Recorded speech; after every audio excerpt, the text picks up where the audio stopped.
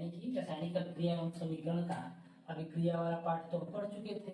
अब हमको पढ़ना है किसका, रासायनिक समीकरण के बारे में कि रासायनिक समीकरण क्या होता है। देखिए, अब तक अभिक्रिया के बारे में पढ़े तो अभिक्रिया में क्या बताया गया था कि अलग अलग पदार्थ आपस में मिलते हैं, मिलकर के नए पदार्थ का निर्माण करते हैं। तो जो मिलते हैं तो उनको कहते हैं हम अभिकारक। अभिकारक मिलते हैं तो उत्पाद का निर्माण करते हैं। तो उन्हीं अभिकारकों और उत्पादों को, उन्हीं अभिकारकों और इसको उत्पादों को हम क्या करते हैं, उनके प्रतीक सूत्रों के द्वारा यानी प्रतीकों और सूत्रों के द्वारा निरूपित या व्यक्त करते हैं या लिखते हैं। लिखने से जो हमको समीकरण प्राप्त होता है वही कहलाता है हमारा क्या, रासायनिक समीकरण। इसको कैसे लिखा जाएगा ये देखिए, कहा गया है क्या, रासायनिक अभिक्रिया में भाग लेने वाले अभिकारकों तथा उत्पादों को उनके प्रतीकों या सूत्रों की सहायता से निरूपित करने की विधि को क्या कहते हैं, रासायनिक समीकरण कहते हैं। अब देखिए, यह रासायनिक समीकरण, जैसे कि हमने आपको पहले भी बताया था कि रासायनिक जो समीकरण है वो कई प्रकारों से लिखा जाएगा। जैसे वाक्य समीकरण है, शब्द समीकरण है, प्रतीक समीकरण को जैसे ढांचा समीकरण कहते हैं, ढांचा समीकरण है, या असंतुलित समीकरण है। और इन सबके बाद आता है हमारा क्या, संतुलित समीकरण, यानी कि समीकरणों को संतुलित करना। इसके पहले वाले आप क्लास में देखे होंगे कि कई जो अभिक्रिया लिखे गए, जैसे मान लीजिए हमने लिखा H2, हमने क्या लिखा H2 प्लस O2, हमने बना दिया क्या H2O।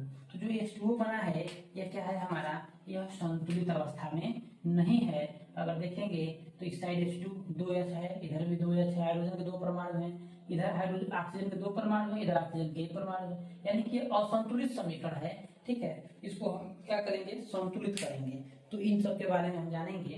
तो आइए, हमने देखा कि अभिक्रिया का मतलब क्या होता है, रासायनिक समीकरण का मतलब क्या होता है। रासायनिक समीकरण का होता है क्या कि अब जो है अभिक्रिया में भाग लेने वाले अभिकारक और उत्पादों को हम क्या करते हैं, उनके प्रतीक सूत्रों के द्वारा जो लिखते हैं तो क्या कहलाता है, हमारा जो है रासायनिक समीकरण कहलाता है। यह रासायनिक समीकरण जो है कई प्रकार से होता है। जैसे हमने यहाँ पे एक एग्जाम्पल रूप में लिया है कि जिंक ऑक्साइड, क्या लिया है हमने लिया है जिंक ऑक्साइड। जिंक ऑक्साइड एक हमने लिया, दूसरा क्या लिया हमने, सल्फ्यूरिक अम्ल लिया। ये दो अलग अलग उत्पाद, दो अलग अलग अभिकारक हैं और इन दोनों अभिकारकों को मिलने से क्या बनता है, जिंक सल्फेट और जल का निर्माण होता है। तो इनको जो है हम अगर सूत्रों की सहायता से लिखें, जैसे zinc oxide ZnO, zinc oxide का सूत्र क्या होगा, ZnO। अब प्लस किसके साथ मिल रहा है, हो सल्फ्यूरिक अम्ल का मतलब होता है H2SO4। इसके निर्माण से यानी इन दोनों के मिलने से किसका निर्माण हो रहा है, हमारा जिंक सल्फेट। जिंक सल्फेट का मतलब ZnSO4। अब प्लस किसका निर्माण हो रहा है, जल H2 और O यानी H2O का निर्माण हो रहा है। यह हमारा हो गया, यह हमारा देखा जाए तो संतुलित समीकरण के रूप में है। ठीक है, इस तरह से हम जो है हम क्या कर सकते हैं कि जो हमारा यहाँ लिखा गया है जिंक ऑक्साइड सल्फ्यूरिक अम्ल के साथ अभिक्रिया करके जो है जिंक सल्फेट बनाता है, इसको हम लिख सकते हैं वाक्य समीकरण। क्या लिख सकते हैं, वाक्य समीकरण। क्या लिख सकते हैं इसको, वाक्य समीकरण। इसको हम जो है क्या लिख सकते थे, एक और तरीके से लिख सकते हैं। वो क्या तरीका हो सकता है, जैसे हम लिख सकते हैं इसको कि जिंक ऑक्साइड, इसको क्या लिख सकते हैं हम, zinc oxide, zinc oxide plus क्या है हमारा, जिंक ऑक्साइड प्लस सल्फ्यूरिक अम्ल, प्लस सल्फ्यूरिक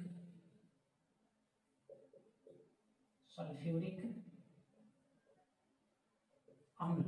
इन दोनों के मिलने से किसका निर्माण हो रहा है, इन दोनों के मिलने से निर्माण हो रहा है हमारा क्या, जिंक सल्फेट। तो इसको लिख सकते हैं क्या, जिंक सल्फेट प्लस जल। तो इस जो टोटल अभिक्रिया है, हम जो लंबा नहीं किया, इधर दिखाई नहीं दे रहा है इसलिए इसको नीचे लिख दिए हैं। एक क्या है ऊपर जो यह उत्पाद है, यह जिंक सल्फेट और जल क्या है हमारा, सॉरी जिंक ऑक्साइड और सल्फ्यूरिक अम्ल क्या है, अभिकारक है, जिंक सल्फेट और जल क्या है हमारा, उत्पाद है। तो इसको हमने क्या लिखा है, इसको लिख सकते हैं हम वाक्य समीकरण। या टोटल जो हमारा क्या है, सॉरी वाक्य नहीं, इसको कहेंगे हम शब्द समीकरण। वाक्य समीकरण हमारा ये रहा, जिंक ऑक्साइड को सल्फ्यूरिक अम्ल के साथ मिलाने पर जो है हमारा क्या बनता है, जिंक सल्फेट और जो है जल बनता है, ये हमारा वाक्य समीकरण होगा। शब्द समीकरण, शब्द का मतलब एक एक वर्ड के रूप में लिखना, तो जिंक ऑक्साइड धन सल्फ्यूरिक मिला तो क्या बना, जिंक सल्फेट और जल बना। इसको हम क्या लिख सकते हैं, इसको लिख सकते हैं हम जो शब्द समीकरण, शब्द समीकरण। ठीक है, अब इसको एक और एग्जांपल लेंगे छोटा सा, क्योंकि यह जो हमारा है यह संतुलित अवस्था में है, इसको हम प्रतीकों के द्वारा जो लिखे हैं यह हमारा प्राप्त हुआ है, इसको कहते हैं हम क्या, समीकरण, यानी समीकरण यह प्राप्त हो गया। एक और एग्जांपल लिखेंगे जो असंतुलित रूप में हो, जिसमें हमारा चारों प्रोसेस हो सके। जैसे हम लिखेंगे एक एग्जांपल रूप में जो है सिंपल सा कि हाइड्रोजन और ऑक्सीजन के मिलने से जल का निर्माण होता है। क्या होता है, हाइड्रोजन और ऑक्सीजन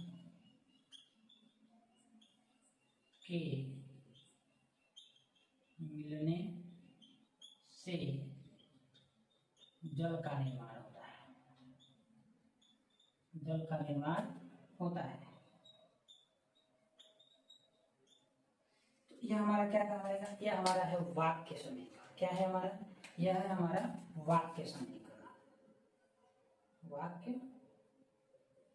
वाक्य समीकरण है हमारा क्या, हाइड्रोजन और ऑक्सीजन के मिलने से जल का निर्माण होता है। मतलब इसको हमने एक पूरा सेंटेंस में लिखा है, लेकिन इसमें हमारा दूसरा पॉइंट आएगा। अगर इसको हम लिखना चाहें तो इसको लिख सकते हैं किसके रूप में, कि हाइड्रोजन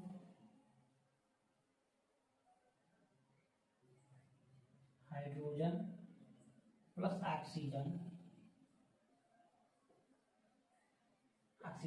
एरो क्या बनाता है, जल। यह हमारा होगा, इसको हम कहेंगे हम शब्द समीकरण। इसको क्या कहेंगे हम, शब्द समीकरण,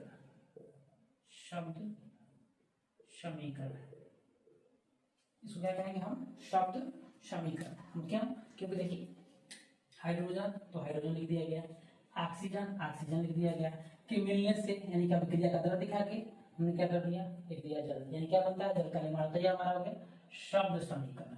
इसके पहले अब था हमारा वाक्य समीकरण। अब देखिए इन शब्द समीकरणों को पहले हमने वाक्य से शब्द बनाया। शब्द समीकरण को जो हाइड्रोजन है, हाइड्रोजन का प्रतीक होता है। प्रतीक क्या होता है वो लिखेंगे, ऑक्सीजन का प्रतीक क्या होता है उसको लिखेंगे, और वो हमारा होगा क्या, हमारा प्रतीक समीकरण या ढांचा समीकरण। जैसे हाइड्रोजन को लिखेंगे तो हाइड्रोजन का सूत्र क्या होता है हमारा, H होता है। लेकिन आप जानते होंगे कि हाइड्रोजन गैस रूप में होता है, इसलिए इसको अणु के रूप में लिखा जाता है H2 के रूप में। हमारा तीसरा प्रोसेस है, ठीक है, H2।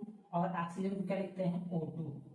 ऑक्सीजन भी क्या है हमारा, ऑक्सीजन भी हमारा जो है गैस है, इसीलिए उसको O2 लिखते हैं। लेकिन जल का जो सूत्र होता है वो क्या होता है, H2O होता है। जल का सूत्र क्या होता है, H2O होता है। अब यह हमारा क्या कहलाएगा, यह कहलाएगा हमारा ढांचा समीकरण,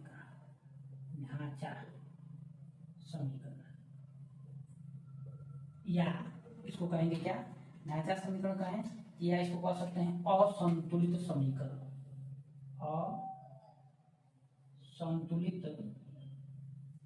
इसको क्या कह सकते हैं हम, असंतुलित समीकरण कह सकते हैं। क्या कह सकते हैं, असंतुलित समीकरण कह सकते हैं। ठीक है, अब इसी को जो है हम क्या करेंगे, जब संतुलित करके लिख देंगे, जब इसको क्या कर देंगे हम संतुलित करके लिखेंगे। संतुलित करने का मतलब क्या है कि दोनों तरफ अभिक्रिया के पहले उत्पाद, अभिक्रिया के पहले मतलब अभिकारक और उत्पाद दोनों में जो है परमाणु की संख्या क्या होगी, बराबर होगी, वो क्या कहलाएगा, संतुलित समीकरण कहलाएगा। जैसे आप यहाँ देख सकते हैं, यहाँ H2 है, यहाँ O2 है, उत्पाद में देखेंगे तो हाइड्रोजन 2 है, ऑक्सीजन क्या है, एक ही है। इसको संतुलित करने की जो क्रिया होगी वो कहलाएगा क्या हमारा, वो कहलाएगा संतुलित समीकरण। क्या कहलाएगा हमारा, संतुलित समीकरण। जैसे हम इसको संतुलित करते हैं, देखिए संतुलित करने की विधि अभी आपको बताई जाएगी कैसे इसको संतुलित करते हैं, लेकिन यहाँ पर हम इसको संतुलित करने की क्रिया करते हैं। देखेंगे H2 प्लस O2, इधर क्या है हमारा H2 है, ऑक्सीजन की संख्या 2 करनी है तो बस कुछ नहीं करना है, हमको 2 का इसमें मल्टीप्लाई करा देंगे। जैसे ही 2 का मल्टीप्लाई कराएंगे तो हाइड्रोजन कितना हो जाएगा, 2 दूना 4, 4 होगा तो इधर हाइड्रोजन की संख्या कितनी है, अभिकारक की तरफ 2 है, तो अभिकारक वाले पोर्शन में हम क्या करेंगे, 2 का गुणा कर देंगे, तो 2 गुना 4 हाइड्रोजन यहाँ हो गया, 4 हाइड्रोजन यहाँ, 2 ऑक्सीजन यहाँ, 2 ऑक्सीजन यहाँ। इसको कहते हैं हम क्या, संतुलित समीकरण। संतुलित समीकरण। इस प्रकार आप देखेंगे कि समीकरण हमारे कितने हो गए, समीकरण हमारे 4 प्रकार के हो गए। कौन कौन से हो गए, वाक्य समीकरण, वाक्य समीकरण 2 एग्जाम्पल लिए, एक सिंगल साइड और एक हाइड्रोजन के लिए। दूसरा हमने क्या लिखा है, दूसरा हमने लिखा शब्द समीकरण, और तीसरा हमने क्या लिखा, ढांचा समीकरण या असंतुलित समीकरण, और चौथा हमारा क्या हो गया, संतुलित समीकरण। अब हम जानेंगे कि संतुलित समीकरण को कैसे लिखा जाता है, क्या मतलब असंतुलित रासायनिक समीकरण और संतुलित रासायनिक समीकरण को कैसे लिखा जा सकता है।